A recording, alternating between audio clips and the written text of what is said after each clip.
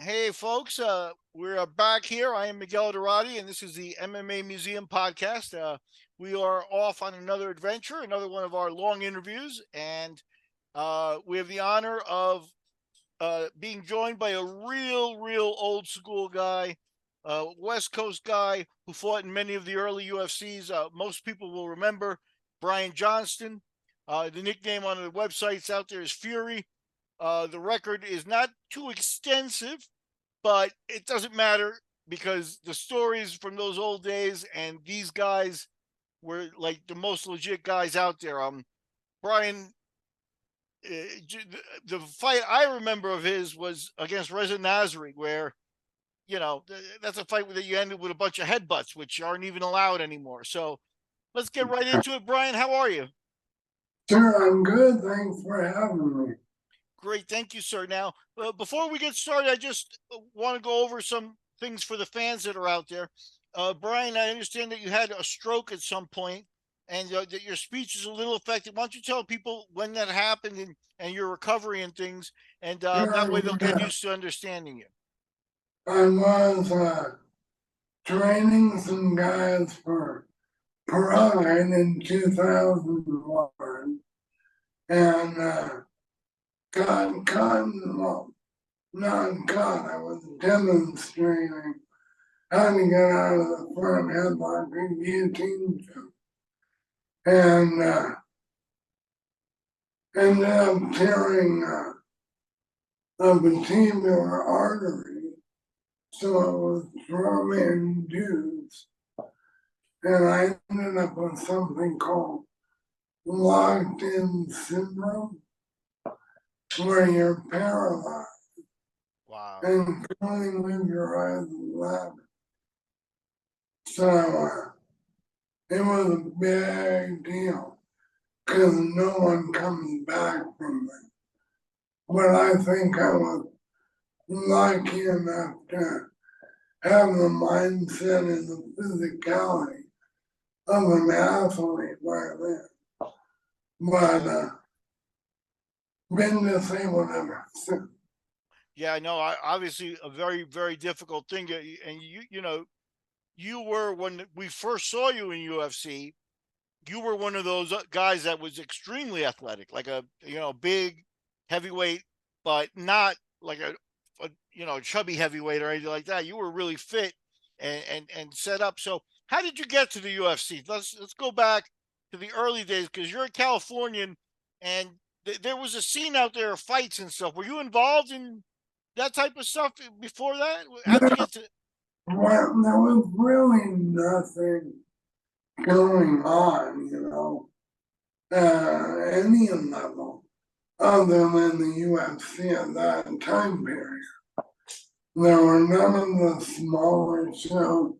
Eventually, they did a bunch on Native American reservations to get away from the commission, and they were very popular. But the time I fought in the UFC, those weren't available. It was NHB, not MMA. It was quite different here. Sure, for sure. But I I got into the UFC.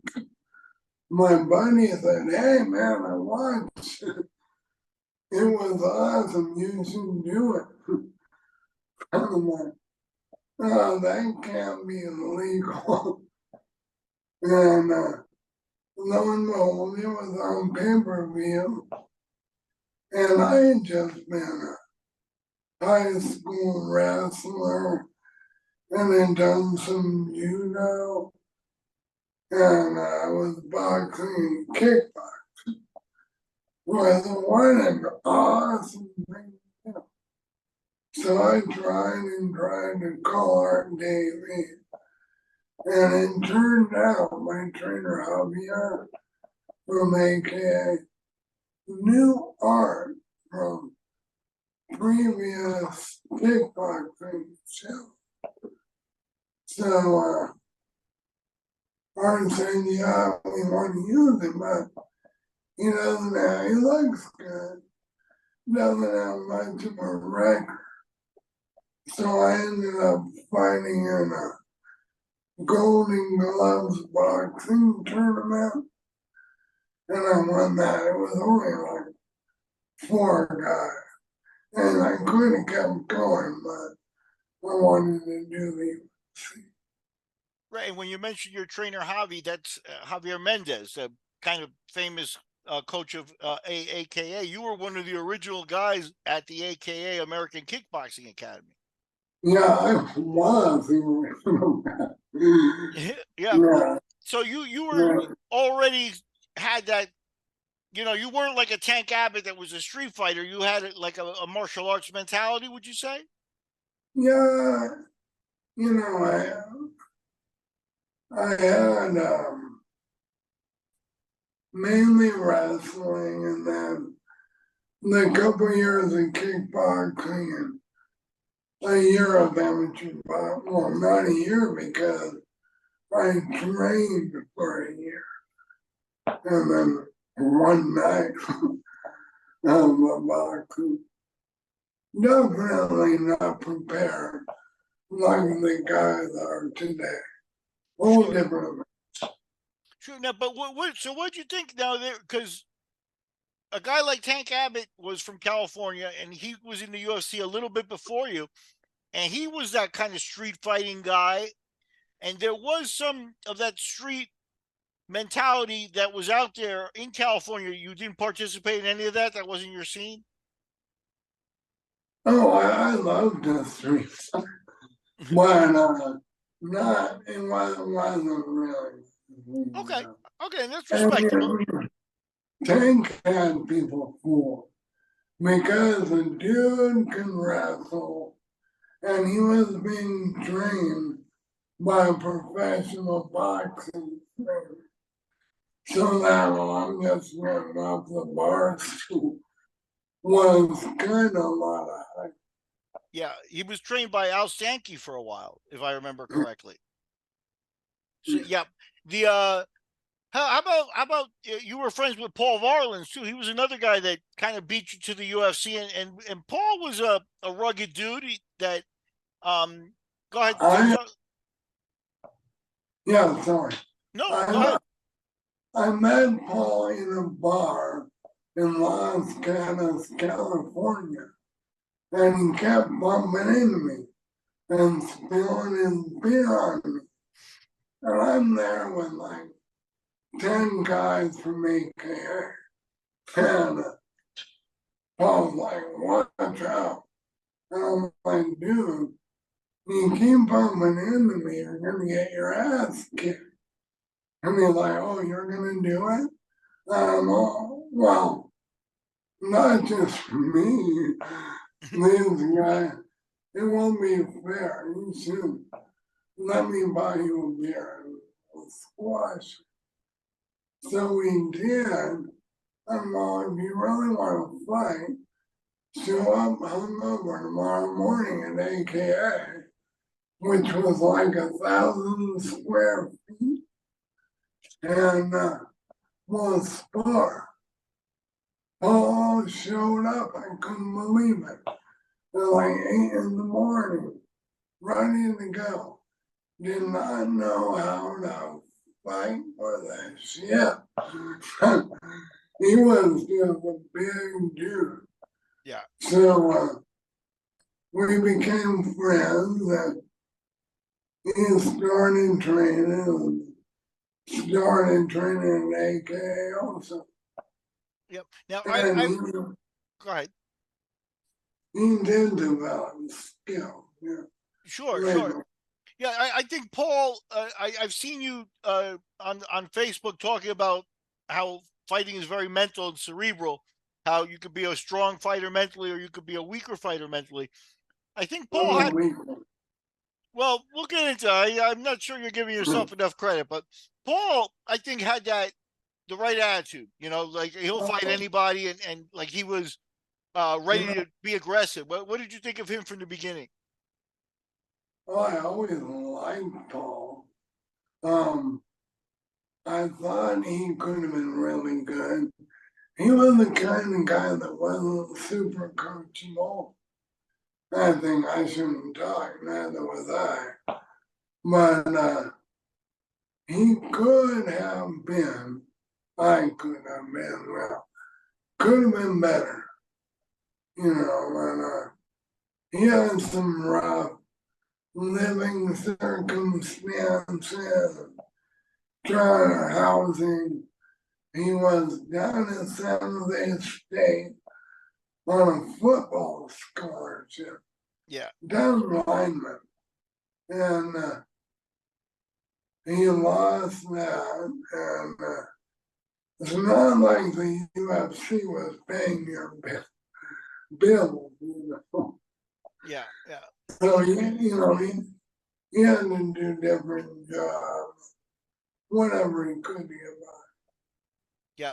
And he told me, I had a chance to interview him before he passed. He told me that a Russian guy named Igor Vovchanchin was one of the guys that hit him the hardest. Um, and Oh, second was his mom, because so he did come from a rough family background and some you know yeah, like so yeah. His mom and dad used to whip his ass. So yeah, but that's he told me, he's like, what can they do to me in the UFC? Then my mom already had. yeah, yeah. So that when you say that he came from a troubled background, that definitely was part of Paul's story. He was pretty forthcoming about it in his interview.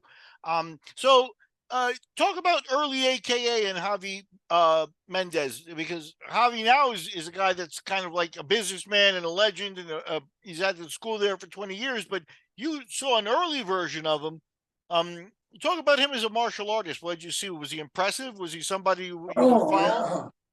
yeah. I was an athlete, no doubt about it. He, well, I never matched him until he started coaching and quit kickboxing. Always an athlete. In the beginning, and he'll hate me for saying that, but he didn't understand coaching MMA because no one really knew what it was. I think the wrestlers had the best idea, but Yeah, so we never had a game plan. It was kind of fly by the seat of your pants thing. And obviously he got better and better and better over time. And then he hooked up with Crazy Bob, who he just interviewed. And Bob is a genius, man, as far as figuring out, all right, well, here's what we're going to do. Here's his weaknesses. Here's when he's going to get tired. Bob is excellent. Excellent. that's Uh, Bob is a legendary guy now. So you were there in AKA, when Bob showed up with Frank Shamrock. Was well, what happened was I saw Frank at a fight and he told me, hey, I'm going to move to Sunnyman. And I'm like, oh, you got to come to AKA. Right, so he did. And he was there. And then more guys came later on because of him. He had a fight team. It wasn't AKA as a fight team. So he had his own thing. And then Bobby Southworth rolling around and came. And I'm like, you should get in MMA. And he eventually did. And then because Bobby was there, BJ came, which was awesome. And from there, and just roll and roll. Bob brought in, I think he mentioned Aaron Hughes, who was one of the Fox catcher guys. Mm-hmm. Good wrestler, good group of guys. Yeah. And you mentioned BJ Penn was there in the early days? Yeah. Well, what was his? I remember Frank talking about BJ before anybody had seen him, and Frank's not a guy that compliments a lot of people, especially back then. But he had nothing but respect for BJ. He said BJ was one of the greatest things that he'd ever seen. What was your impression of him? Was he cocky in the beginning, or was he backing it up? No, very humble. I told him day one after watching him spar, and he had already won the Mundial in Brazil, and I'm like, dude, you'll be UFC champ, no doubt about it. Just keep training, No, it'll be nothing for So let's get back. you. Let's get back to you. Your first appearance in the UFC was UFC 10, which is called a tournament, and you go from Yeah. California and you go all the way to Birmingham, Alabama. Um, what did that feel like? I mean, did it feel like you know? It obviously it's gotten. Go ahead. Culture shock. Yeah. Culture shock. I had, I'm from the Bay Area, and it's a diverse group of people, right? I'm white, Javier's Mexican, Guy trained with Brewster is black, one of my other boxing trainers, and you never thought anything about it. But we went to the hotel in Birmingham, and the concierge asked me, I say, no. Are you sure you want these guys on the same floor? Yeah. And that was in the late 90s. I was like, whoa. Yeah, it was a culture shock. Yeah. Now you said how was your mental experience going to that to fight? I mean, because fighting, Paul Barlin's spilled some beer on you. You almost fought in a bar. You were like, "Come on and spar," but now you're traveling to go to a fight, and you know it's coming, and you're seeing your opponent. How was that? Did you have trouble handling that? Were you trying to get used to that? No, yeah, no, it was fun. Okay. Like being in a miniature limelight, like a bee actor, Mm-hmm. and it was cool until I tried to throw my guy Fiedler, and he got on my back, and I looked over and saw a television camera pointed right at me, and I'm like, oh no, that's the only time I felt kind of queasy. Okay, that makes sense. Now Scott Fiedler was your first UFC fight in the tournament, and he got your back, but you got out of there and you won that fight. What do you remember about the fight overall?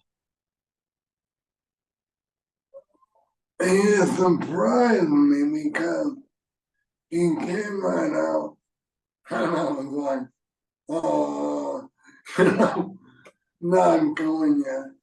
And he clipped me with the right hand, barely telling the video. And it left a bump on my cheek for like 15 years.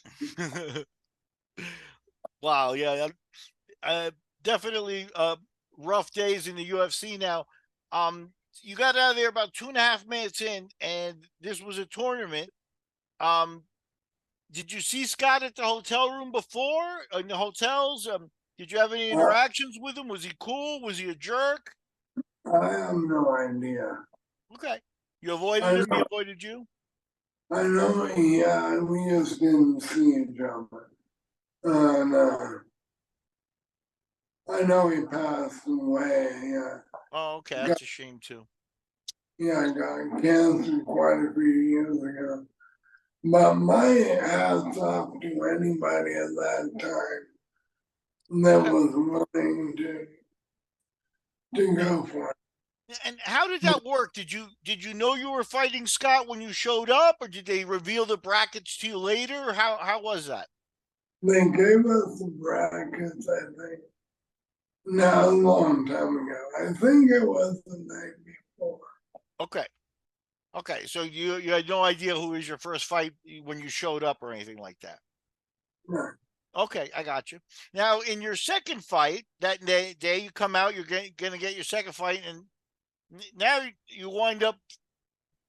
You didn't know it at the time, but the guy's a Hall of Famer. You fight Don Fry, and you went a long time with him, more than 4 minutes. What do you remember about the Don Fry fight?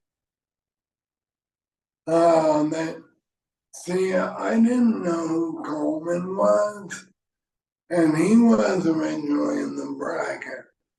And they kind of changed it around because they're thinking it's going to be Don Coleman in the fight. So they kind of messed with him. They did stuff kind of squirrely back in the day. Sure. But frankly, I probably would have been better off fighting Mark in that moment in time because I've always had the problem of being a mental marshmallow. Oh God, he went to the Olympics and oh man, I would let it snowball and grow into this huge thing. I did the same thing with Don Fry. I just watched him put Omri Matachi in the hospital for 4 days. Yeah. So when I went out to find him, I'm like, screw it. It doesn't matter. So that's interesting. So because of circumstances, this I think was also some of Coleman's first appearances. But you saw Fry fight Bitech, where that was a brutal fight in the UFC, where he roughed him up real good. Bitech, a legendary UFC Brazilian Jiu-Jitsu guy, and yeah, Fry messed him up pretty bad. So that worked on your mind. They switch you to Fry, and wow, that's amazing. That's amazing. And now Coleman, what was your impression of Coleman seeing him at the fight though? Because now you're talking about a guy who's also a champion, a huge guy, a wrestler, an athlete. Um, what were your thoughts on what you were seeing in this bracket? Guys were improving from the early UFCs. Well, I thought he was good, but I also thought I could kick him in the Yeah, and you know that it's funny because kicking him in the face seemed to work later. So you take the loss to Don. What was Don like back then? Because Don uh could be bombastic, can be kind of cocky and arrogant and stuff like that. How did you find talking to these face. guys after the fight? Yeah, and then becoming very good friends with Don. Okay, He good, lives, he lives about 2 hours south of me, awesome, and still see him all the time. cool. Now Yeah.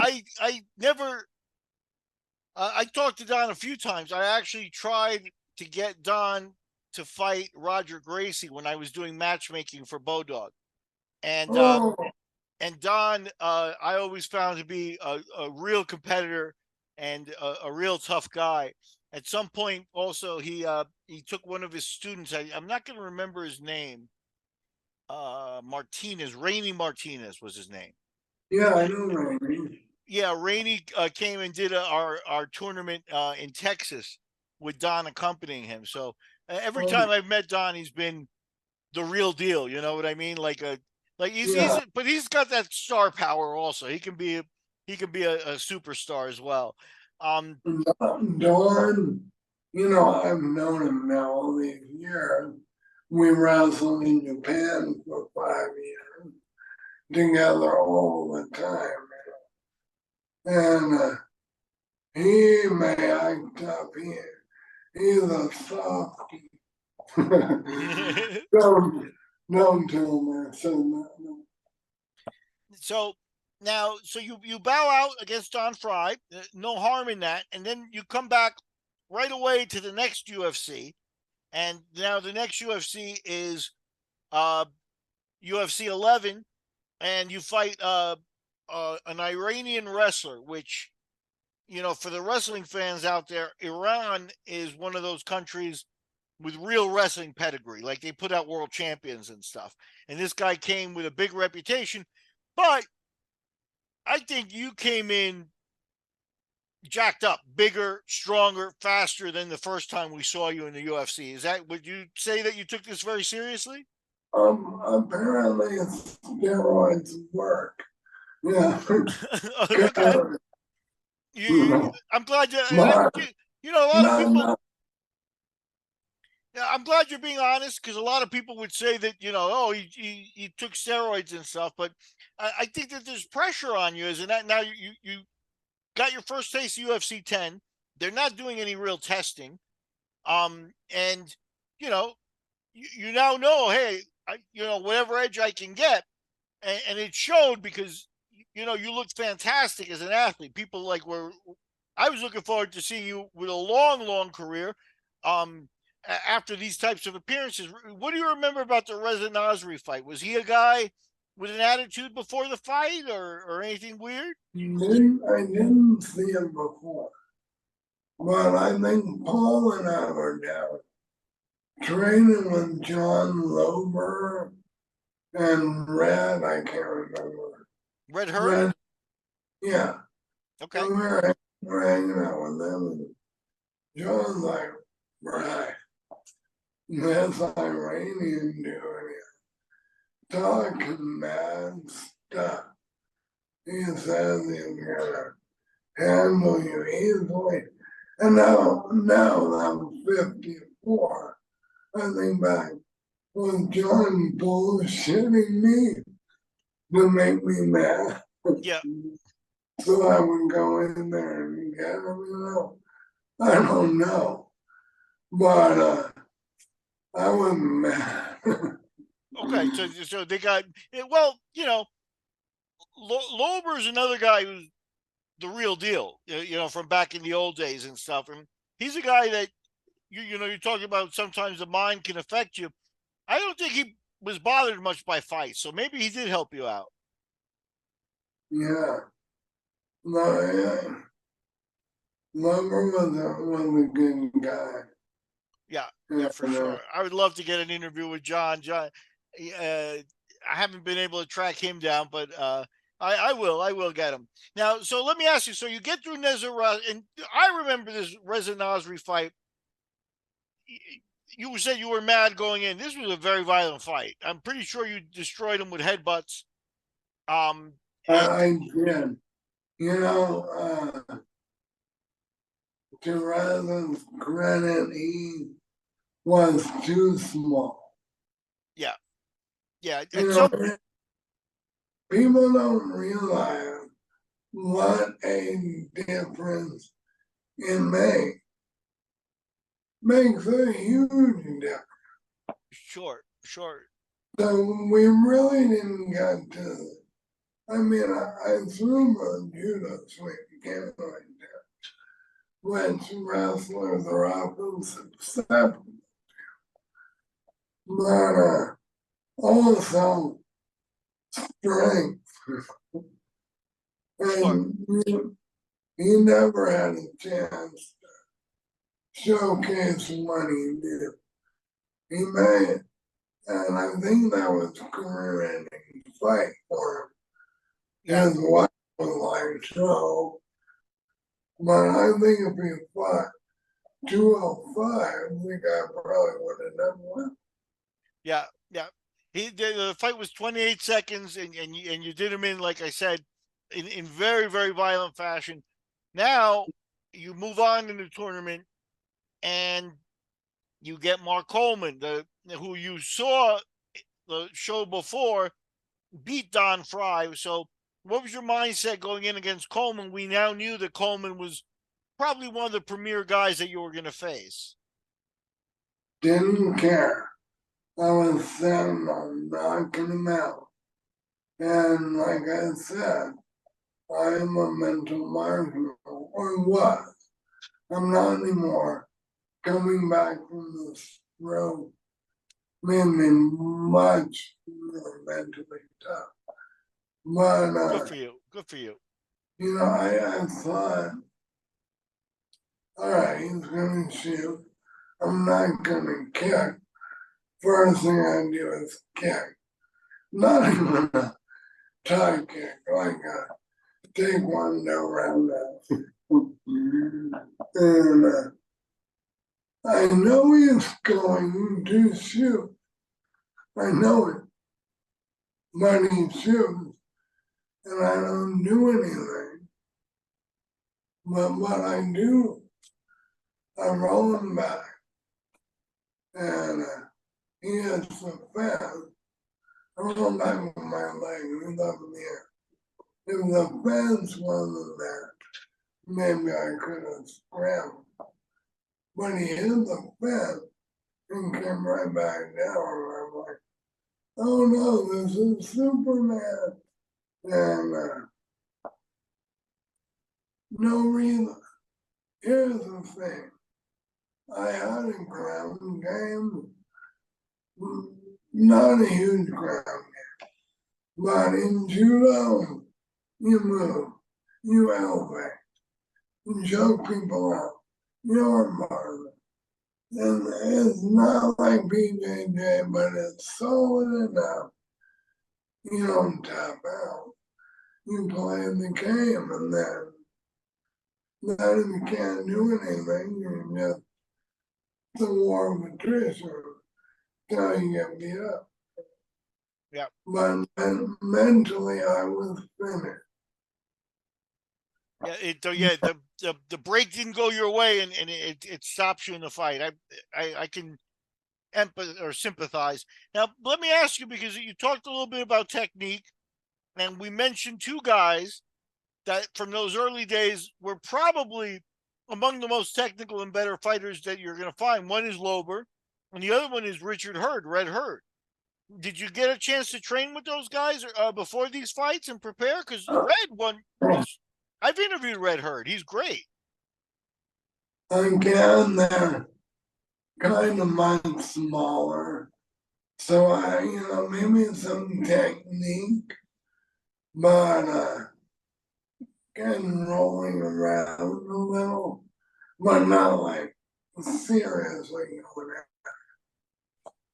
Okay. They're too small.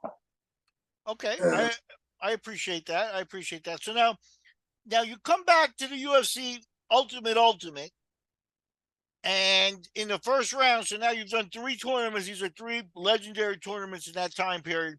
And unfortunately, now here you get another Hall of Fame guy, and this was Ken Shamrock. And this is probably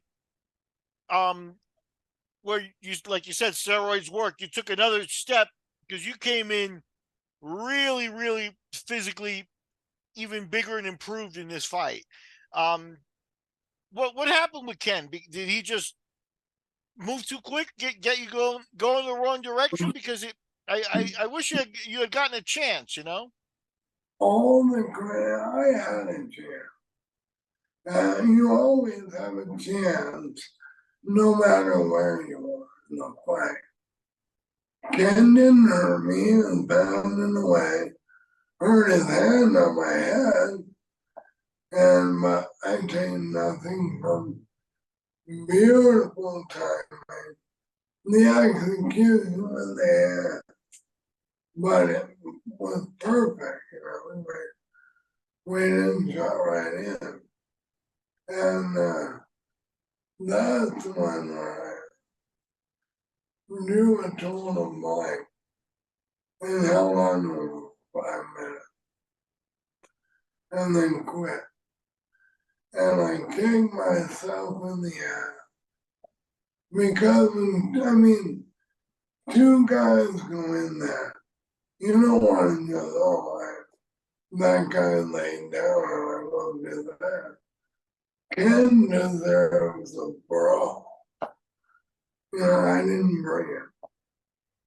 Not taking anything away from Ken. I'm not saying, oh, I would have beat him. I'm saying he deserved to fight and he didn't go. Now let me ask you, we've been getting to know each other, and like you said, you know, street fighting wasn't exactly a huge part of your background. Now, with Ken was a guy that liked to scrap it up in the streets. You know, the truth is even with Mark Coleman, I've interviewed Coleman a few times. I actually know him very well. Coleman still talks about a street fight that he lost against a football player back when he was in college, you know? Now, do you think that those guys with the street fights maybe had a little bit of an edge, maybe a coolness to it that you were missing? Well, I think I might have misled you. No, I said they were a huge part, but I am definitely Okay. on street fight. I fought 7 guys in the joke in Roppongi, Japan. Okay. Dispatched 5 of them, and I was with Don, and they still want to fight. There were Gracie there, there were Prime people were like, whoa. So I beat all only the guys up. And then 2 guys, I don't know what was wrong with them. I beat up all their friends, but they still want to fight. Don Fry comes out the bar door, and they, oh, yeah, Don Fry. And they run. Okay. And Don chases them down. They jump in a taxi. You think you're safe? That's Don Fry. Punches through the window. That's awesome. That's awesome. So, okay. So, and I apologize. I don't mean to, discredit you or come across, I just, uh, you did have more of a martial arts background with Javi Mendez and those guys. I see where you're coming from, for sure. Sure. So, now you take a break from the UFC. You've gone 2-3 in the UFC, but you've faced 3 Hall of Famers and you've gotten 2 pretty historic wins. And now you go to Brazil.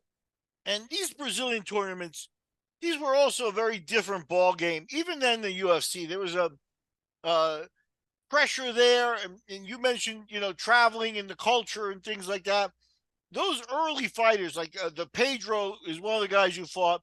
And I believe the other guy was named Sombra de Noite, Egidio da Costa. These guys were real, like, for lack of a better word, this was their life. You know what I mean? So what was your impression going down there and the whole culture shock of Brazil? If Alabama was a culture shock, Brazil must have been also a culture shock. How would you describe that? I went with John and Gary Goodrich, and we went down there.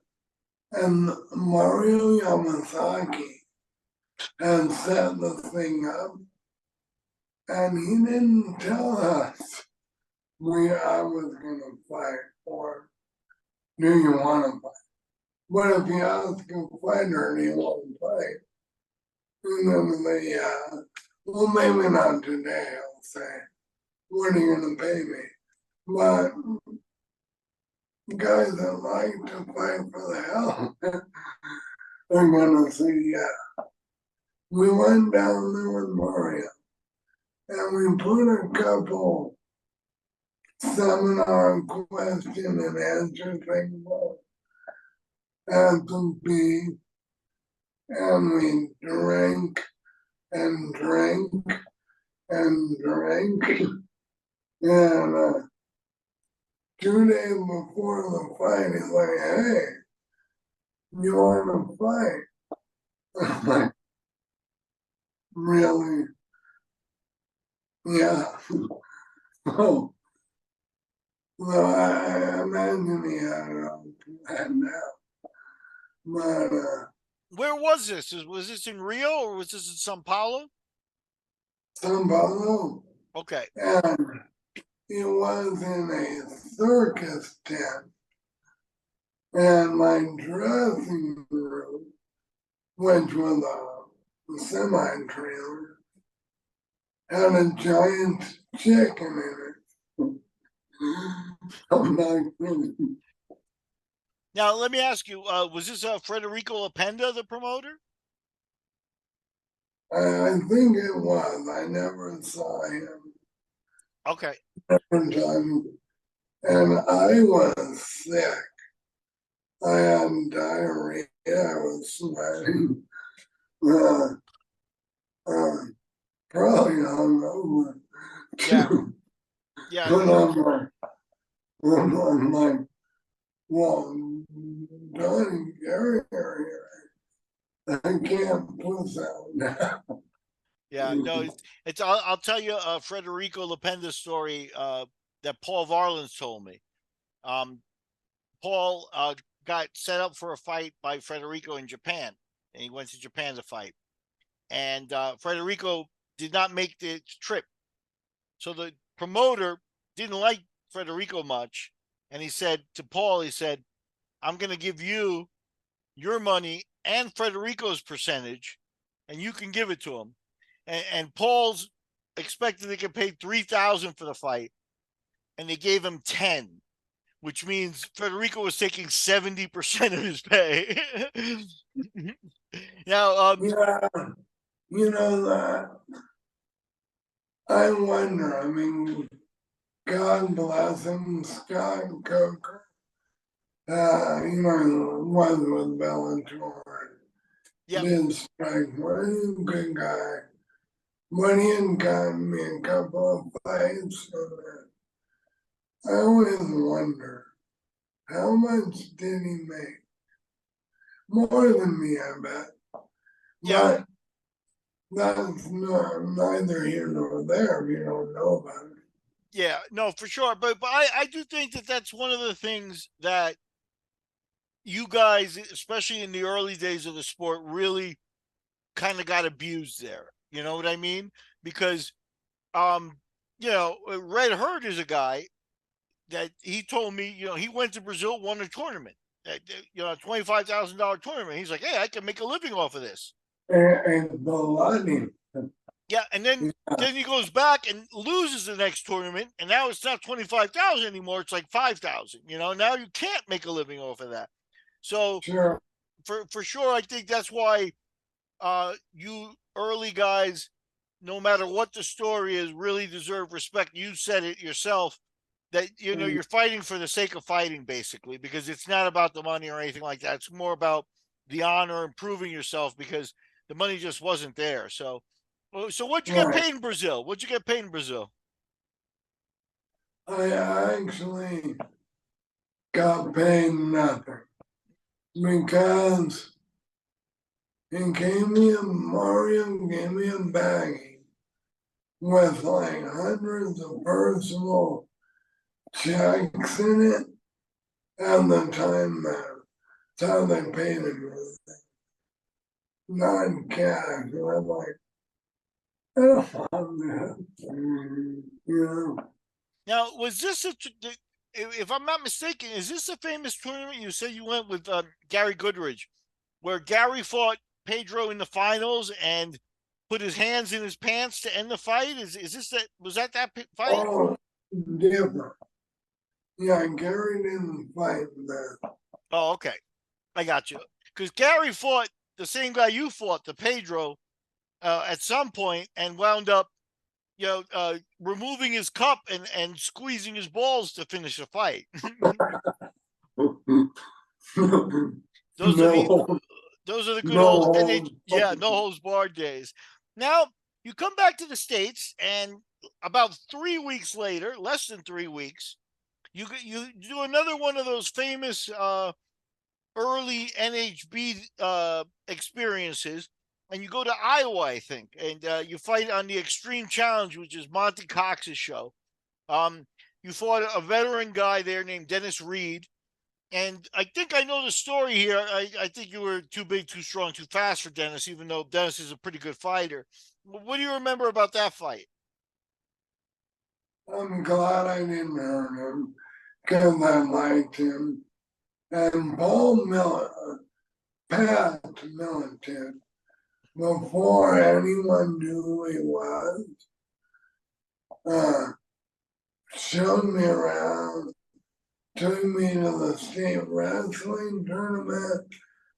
Bonnie brought us to a comedy club. Uh, and Dennis went too. Yeah, He was right there.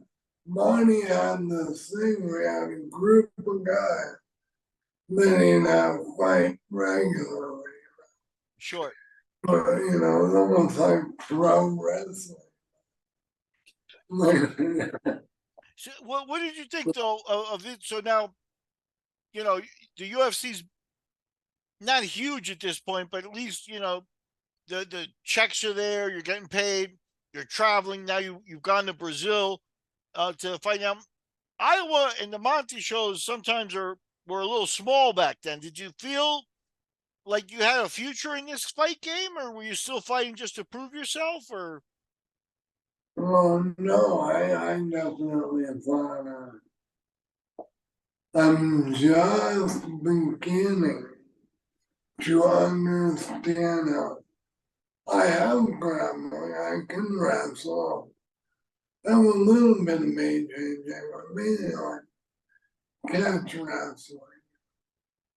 And can definitely strike. I need to transition better. And my mental game was the problem. It wasn't physicality. Like in the gym, very few guys could even hang with me. sure. And because it's a gym Mhm. where it doesn't matter and you're not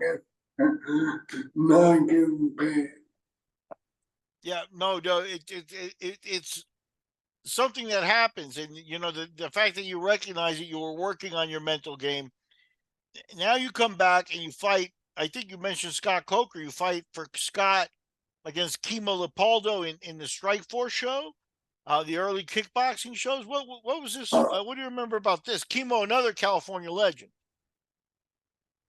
Another MMA show, and that was ridiculous because I kicked Chemo's ass. I mean, kicked his ass when he was a tough dude for 2 minutes. I'm like, how is he not knocked out? And I hit him on the top of the head, and I don't know if I broke it in the time but I couldn't use it for a couple weeks.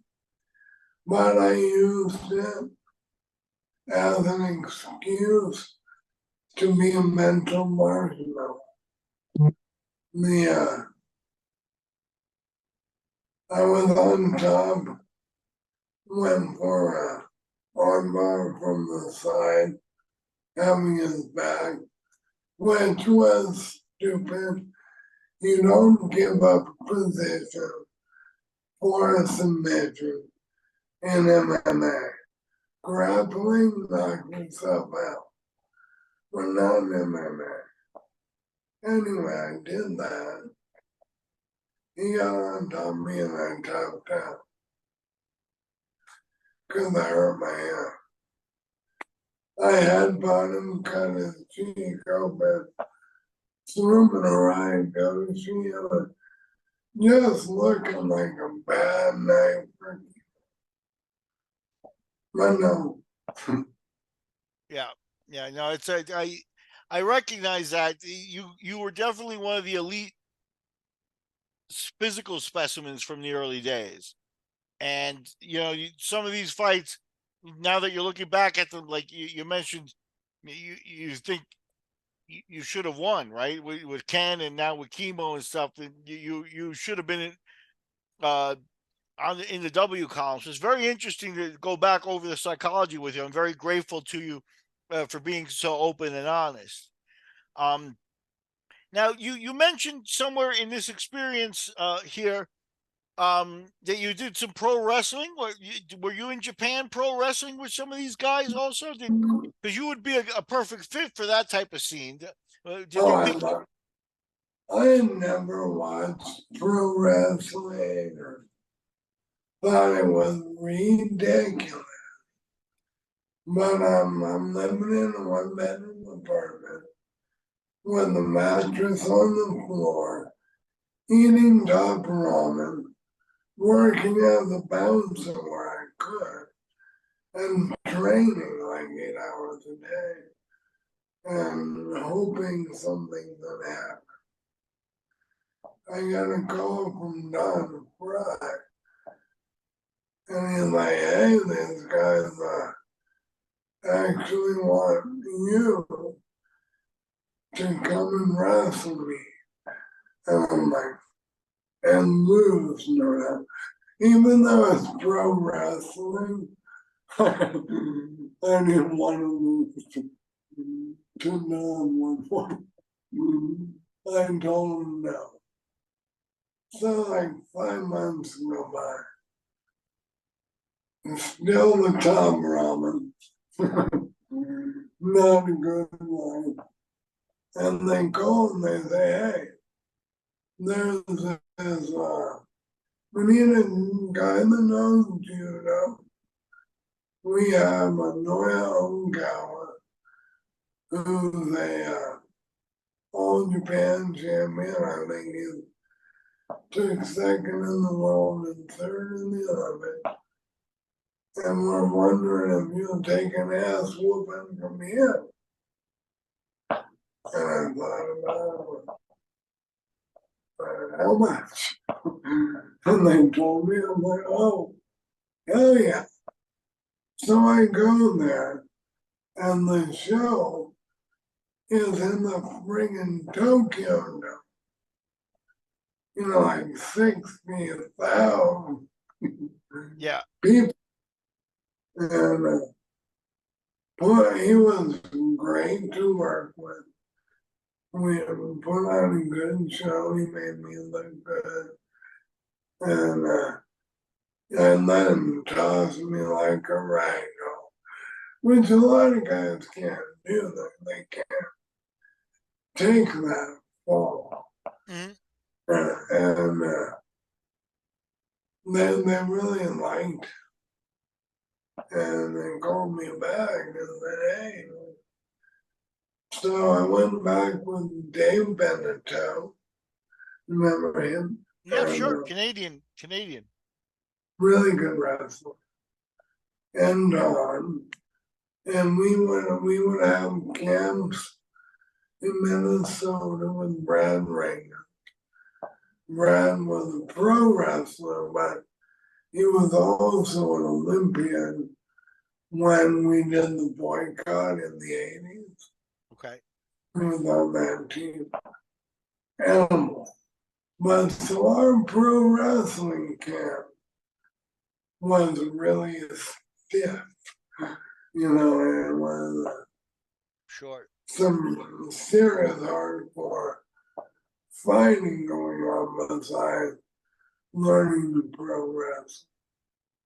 And we went back and forth in Japan a couple of times. And finally, they're Dawn, I think, that I want a contract. I'm going to keep doing that. I went, "Oh." That's smart. So I got a contract too.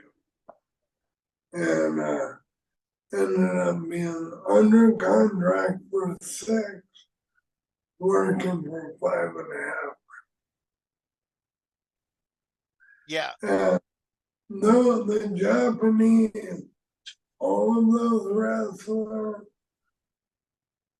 I was blown away at how athletic and how tough these guys are.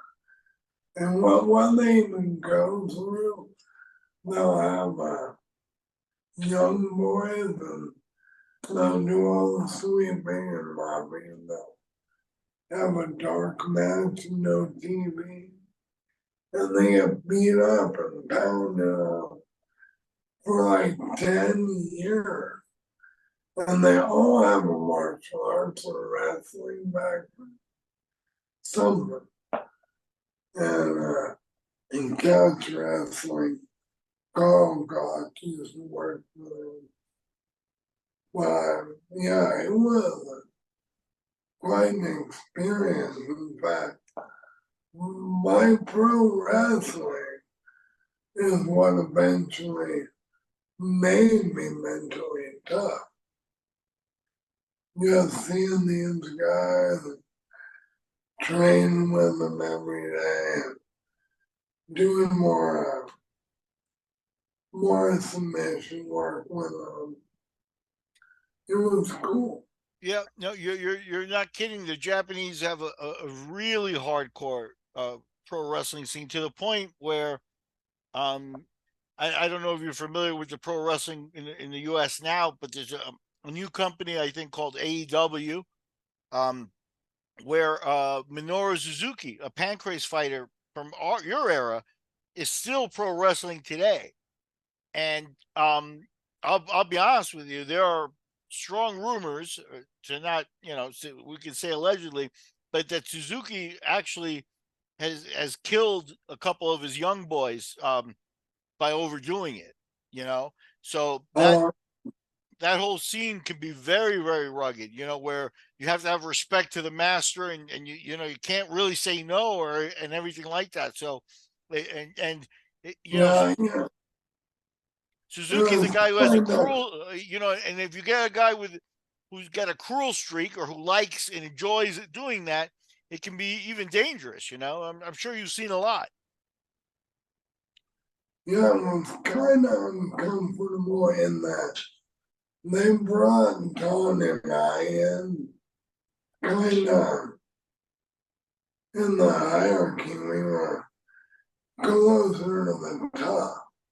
Yeah. And then you have these guys that have been taking hell, living in dorms, having the crappy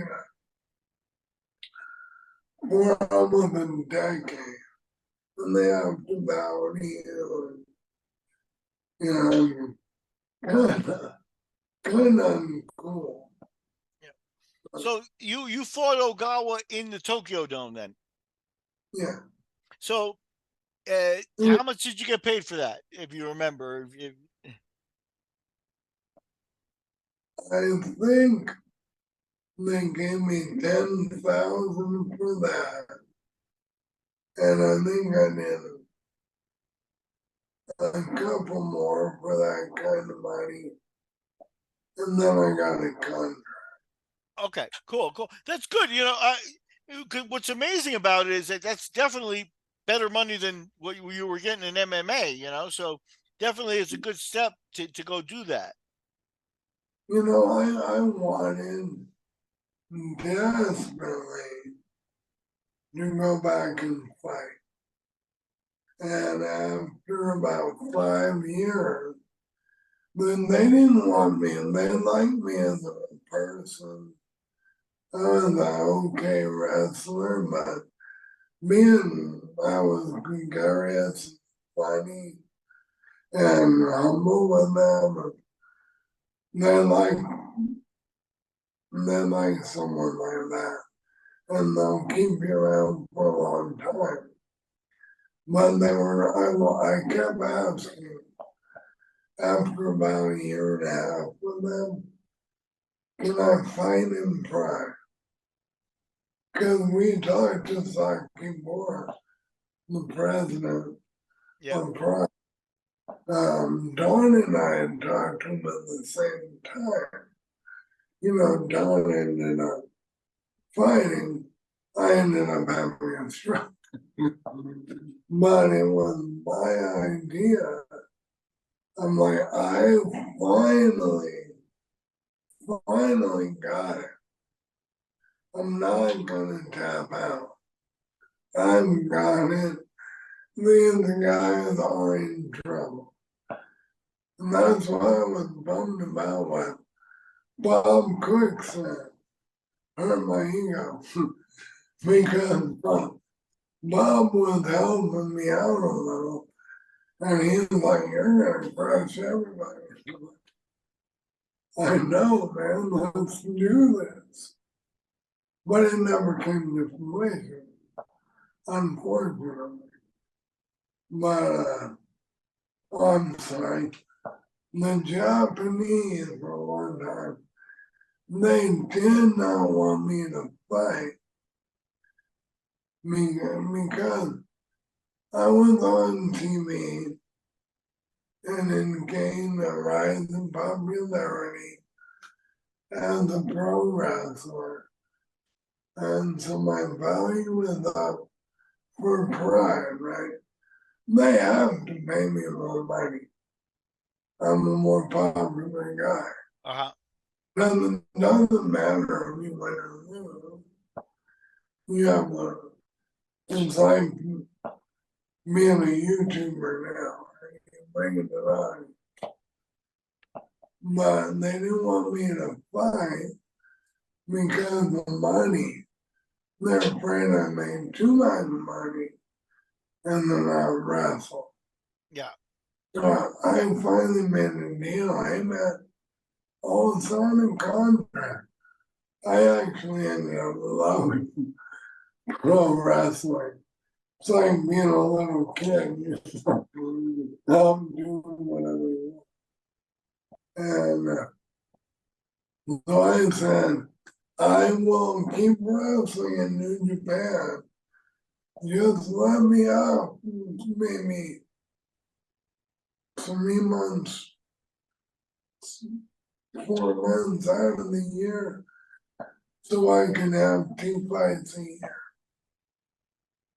And they're like, but it was simply because of money. Thought I made more money in Pride. I'm Sure. not gonna. Sure. The guys that got to do Pride because of its legitimacy and stuff were able to use that to negotiate for sure. And they seem to have, cock blocked you kind of thing. That's that's a shame because you're a guy, I think, you've already paid a lot of dues in the fight game where we are. And, you had to go to pro wrestling to make some money. You say you were living on with your, mattress on the floor kind of thing, trying to get by in the fight game. Let's finish up the last couple of fights on the career here, because now you go back to the Strikeforce kickboxing shows, and you fight a guy named John Renfro. Um, here Oh you yeah, here you pick up a win. This is in May of 1997. Um, and this is your second to last fight. So what do you remember about this fight? okay. I remember the state athletic commissioner saying no one's getting. And I said, why can't we just at least open palm strike? There were no strikes standing up, only on the ground. And I'm like, that doesn't make any sense from a fighter's standpoint. It's very different to deliver a kick to move in if you're not striking too. And the commissioner said, too bad, no one's dying on my watch. And I laughed, and he got angry. Yeah, I mean, this time where the commissioners didn't know what they were doing, they were just trying to, cover their asses. And a lot of those rules were, like you said, bordering on ridiculous. Now, you got a last shot at the UFC, and this is still back in 1997. So you're talking about UFC 14, and you fought a huge guy. This is obviously no weight classes. I don't even think Bobish could make 265 nowadays. What do you remember about the Dan Bobish fight? Well, he weighed in at 315. I went in at like 220. 1 minute. And I'm like, all right, here's what I'm gonna do. I'm like, all protein, no carb, lean down. I'm gonna gas him out. I'm just gonna hang in there. I'm gonna gas him out. Then I'm gonna kick his ass. I wasn't even looking a big mistake. Looking at him, I was looking at Kerr. I'm gonna try and do the same thing to Kerr. I'm gonna gas him out. What did I do? I went in there, the first thing I did was my toe to toe with Dan, who outweighed me by 100 pounds. And this one, I didn't mentally gas out. And then he just kind of, like I was nothing, was pushing my head into the fence so much that the fence bubbled out. I'm like, all right, no problem, don't worry about it. I got this guy. And I went to everything I had, pushing about me. Then I tried to elevate it. And there was no use. I should have waited until they stood us up. But I got impatient because I couldn't figure out a way to move it. Okay. And you say it yourself, at some point, uh, the weight, the size does make a difference. And 100, there's a reason there's a weight class right there too, because, you're a specimen, but if you're having trouble moving a guy 100 pounds bigger, that 100 pounds has a lot to do with it. Bobish wasn't bad, but, he was huge. He was just huge. Yeah. It was a lot of weight. Was this a show where Kerr fought Ranger Stott? No, I think that was before. Oh, okay. Okay, because I've interviewed Ranger Stott actually, and Ranger Stott is a guy that is now a power lifter guy and things like that, but he came in right around 260, and now with the weight classes, that's a fight you would have to be favored in. You know what I mean? It's like you keep getting these kind of rough matchups. What did you think of the matchmaking back then? Are they kind of looking at you and saying you're cut out and go. huh? Did I cut out on you? Are you there? Are you not hearing me?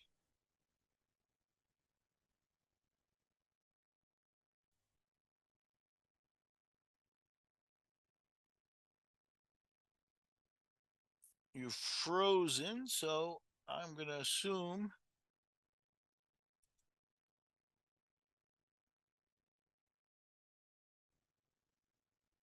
Hey, you there again? Got you back. Hey, I'm in the middle of a rainstorm here, so my internet went in and out. I'm very glad it connected again. So I was asking you about the matchmaking. What do you think of the matchmaking? Because you're a veteran guy that, with a little more favorable matchmaking, you probably could have, there was no need to put you in with Dan Bobish and a 350-pound guy right away. Were they sort of not being good to you, or what's your thinking on that? I didn't care. You know, I'll fight anyone. Even now, I can barely walk. I wouldn't mess with you. I'll tell you that. But so let me ask you, why was the Bobish fight your last official UFC fight or MMA fight? Is it something that it was just finances at this point? Well, I was wrestling a lot. And yeah, they didn't say I couldn't fight, but I know they didn't want me to. And it was more money thing. Sure. You know, I love fighting, and I mean, you know what? I'm going to catch back up. The UFC have also gone off the air. No more pay-per-view, right? And I'm like, I'm kind of doing this thing where maybe I'll get to do a Japanese commercial. I need to be more. I need to be out there. So I thought that's one. The other aspect is I know I need to improve mental toughness. I think Don probably wore up on me. but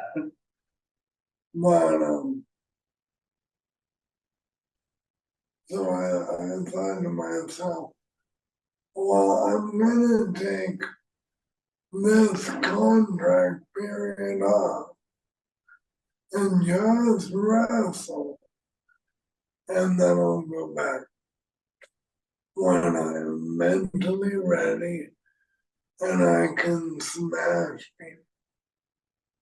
And maybe I'll go to the Pride instead when they're paying you money. Yeah, I mean, That was, right, go ahead, go ahead. that was the very beginning of money in fighting. UFC, I think, the most I ever made was $7,500 for fighting camp. He probably made 20. I don't know. But there was someone coming on. We'll pay you 150 grand. Yeah. Night and day. You know what? I know they were going to make less than that. They didn't have the same name in Japan. And I know they were going to make more. Sure. But I was plenty comfortable. Okay. Now, with Frank at AKA at this point, by the 97, 98 time frame and stuff like that. And Frank always was another guy that, frankly didn't make the money he deserved in the US with UFC and stuff like that. What did that have an effect? Are you listening to Maurice and Frank and that team and guys, and you think there's just no money in this? Yeah, I mean, I was already wrestling when, I only really fought for about a year and a half, year. But, Frank worked his ass off, and he is a specimen and a mental animal.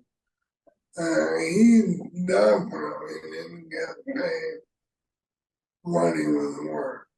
I don't know what he made from the Kung Lee fights and stuff at the end of his career.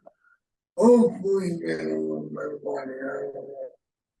But he definitely deserved more. Maurice too. Can't hold him. For sure, for sure. Now, let me ask you, you talked on Facebook after watching the Bob interview about you sparring with Frank. Why don't you share that story with people?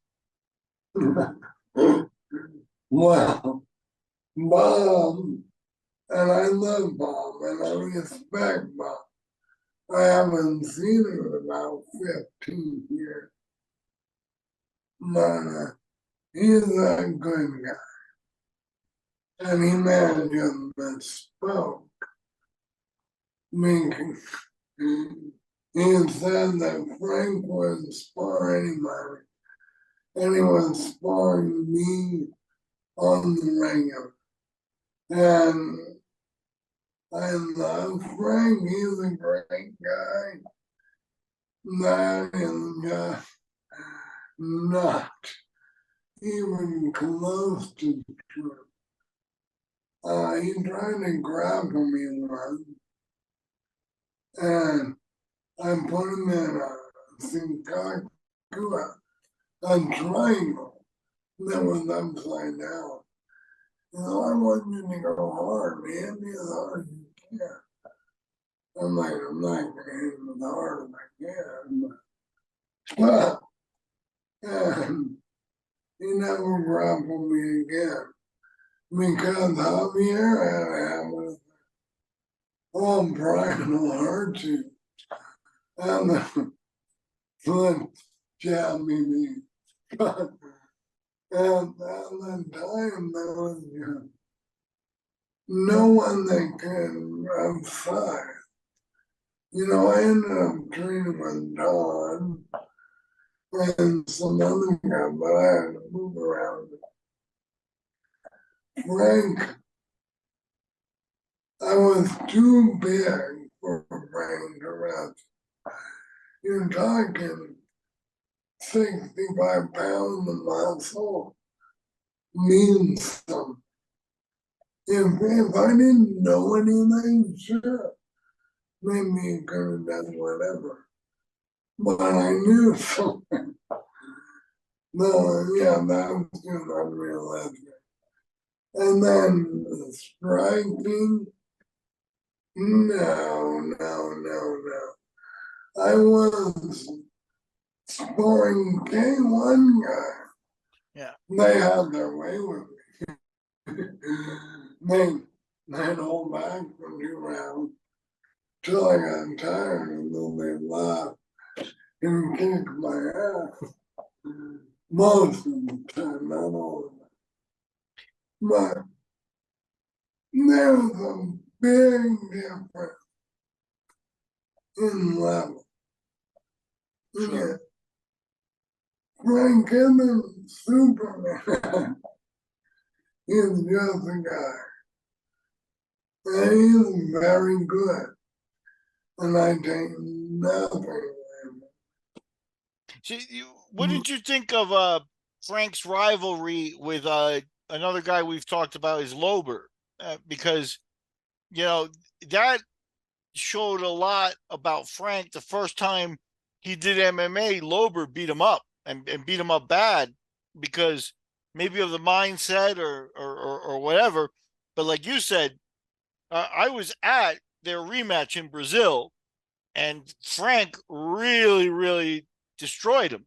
And Lober's an amazing fighter. So, what was your thoughts on that evolution of Frank and what you were able to watch in the gym? He is a tough, mentally tough guy, and he will wait to be asked to the very last segment of the Tino fight. He was on the bottom, moving all the time, setting things up. And it took how many minutes? And he finally jumped on me. waiting for me to retire and beat his ass. Yeah, and he liked himself too. He's just mentally sharp. So let me ask you, we're going to start to wrap up here a little bit, but do you still watch UFC? Are you a fan of the modern game? I do. There's so much they have brought to the table. The sport has evolved. I'm a fan. I'm not a fanboy. I mean, I'll turn on pay-per-view and feel like, who's that dude? But, I follow the names and the big fight. Sure. What do you think of a guy like John Jones? Because obviously people nowadays say, oh, he was the best ever and things. But when you fought, the game was very different and very much, with no rules and things, just different animals competed back then. How do you think he would, it's fair. A lot of people say, well, those guys back then couldn't compete now. How do you think John Jones would do back then? Oh, I think he'd have done fine. He is an athlete. His whole family, they're all athletes. So I think he has the benefit of picking things up well, and he's very creative in the ring. And I think he'd have done well. Okay, that's a very fair assessment. It's very insightful. So who do you like to watch of the modern guys? What guys have you been a fan of over the last few years? I like Jerry. I can't pronounce his last name. Pacheco. Yeah, the guy with the ponytail, Jiri. Yeah, Yeah, you're right. He's very unorthodox and very interesting. I like that. yeah, yeah. I like guys that bring a unique dynamic. I mean, I'm put on they're guys that are just really good, but they don't have that unique style. I like to see that. Yeah, So, something in cookie cutter uniform. yeah, exactly. I think there is like a stock type of talent pool now, and Jiri, you're right, actually brings a lot of uniqueness. It's a very interesting athlete, and it shows you're still watching the game. Now, I'm going to close out with an interesting question for you, because you talked about trying to get into Pride. And if you had gotten into Pride, you're a heavyweight. They had Fedor. What did you think of that guy? Oh, Fedor was an animal.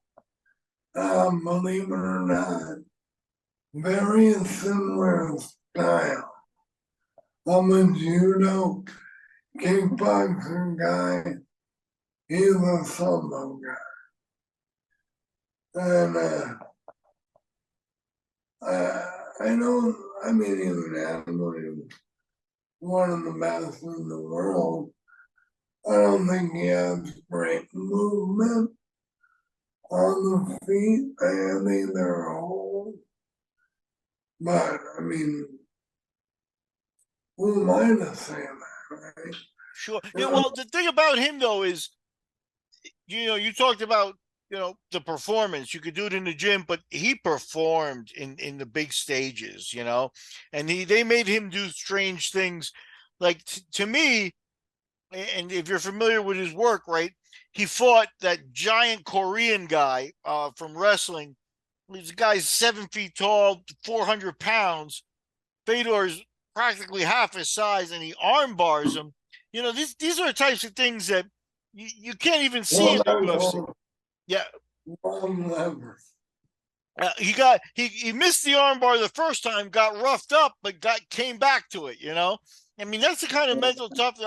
I think Fedor is the best ever. Who would you rate as the best you've ever seen?